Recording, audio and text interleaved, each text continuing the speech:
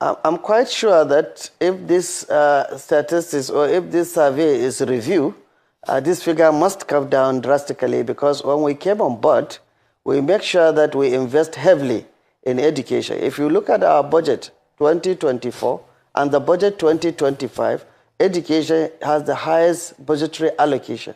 And we are giving priority to that. We are creating more schools. We have recruited over 7,000 new teachers in the state at once. And then, as I speak to you today, we have built more than, or we are building 150 new junior and secondary schools, because those ones are they were paid from the primary schools, because we realize that the number of secondary school is not adequate for the number of people that are graduating from the primary school to the secondary school level. 75 of those schools were completed. 75 schools were ongoing as I speak to you today.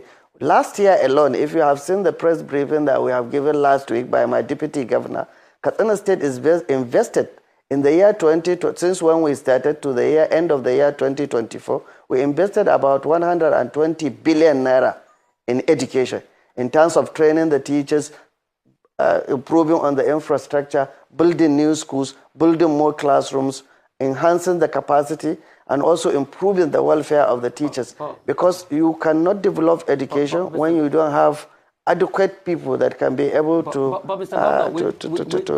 teach those pupils in the school. So we have done a lot in the area of education, and we have created an agency called Bureau of Statistics in the state, so that we can get the true picture of what we have in our state.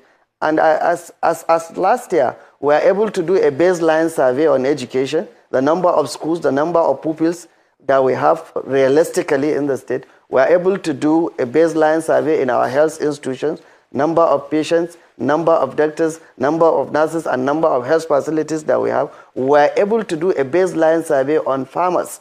We are able to do and get the real statistics, the locations, their farm sizes. We have done a lot, and we are doing a lot in that kind. We are engineering the process as a whole. Governor, I would like to come in, you see, because I wanted to ask more questions. That statistics, you can go and check it, was released by, UNISEF, and the story just came out on the 24th of January. So maybe based on all you have done has not reflected. Secondly, you said you have a Bureau of Statistics in the state.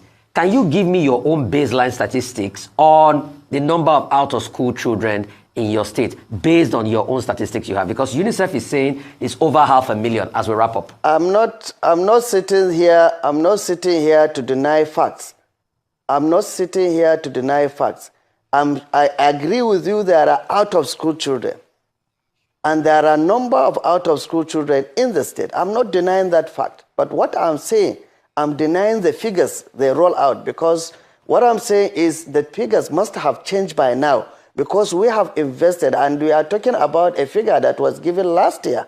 And I believe with what we have done in education, that figure must have reduced. So what I'm saying now is we are trying as much as we are. We are investing heavily. We are building more schools. We have recruited more teachers, and we are making every effort to support the infrastructure, teaching materials, also to be able to sensitize. In fact, Katsina State, we have created what we call community-level committees. We are using those community-level committees to encourage parents through the traditional institution, through the religious institution, to take their children to schools.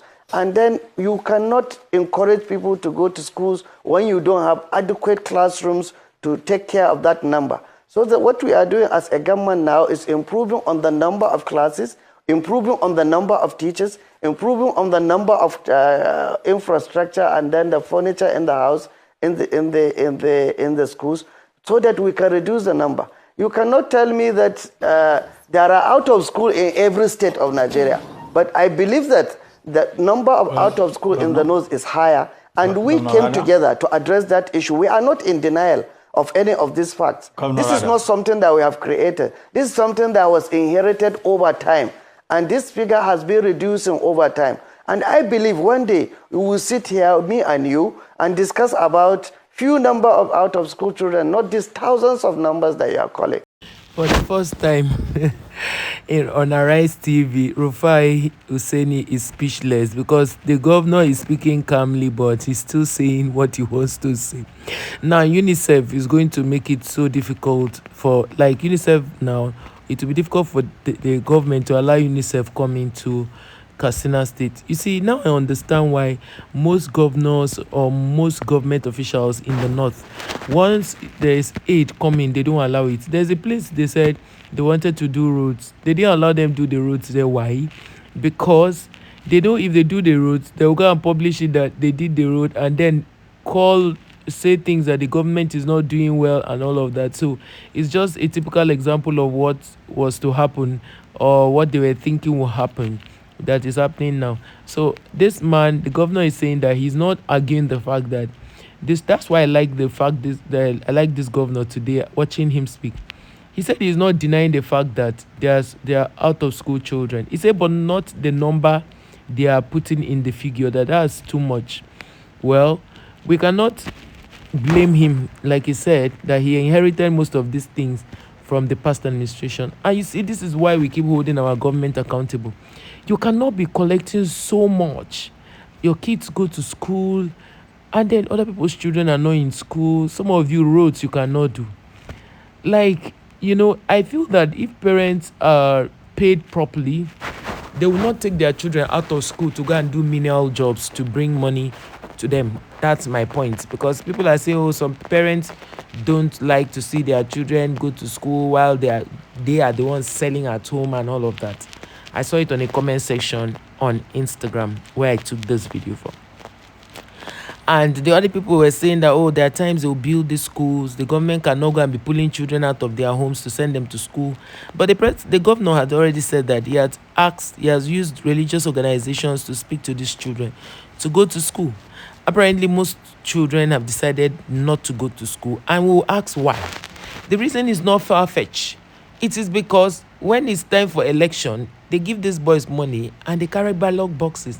And that is why a lot of them will not want to push them more than necessary, because if all of them now go to school, who is going to use them? So if our politicians, the head is correct, let's start from the head. If they do the right thing, the citizens will do the right thing. You can see till he finished talking, Rufai couldn't really say what he wanted to say because the man was busy, lining out the things he had done since he took over power. But I think they should do more in Katsina State. Somebody mentioned on the comment section again that in Katsina they have built so many schools, but so many children would rather not go to school, but they will stay at home, or go to do business.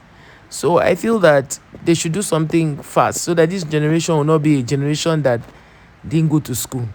Now election is by the corner. They will still use the same children to do election. So it's high time we looked into this matter holistically, and then this Rufai's face was just making me laugh. Even Dr. Abati was trying to see how he can speak for where the man gave it to them.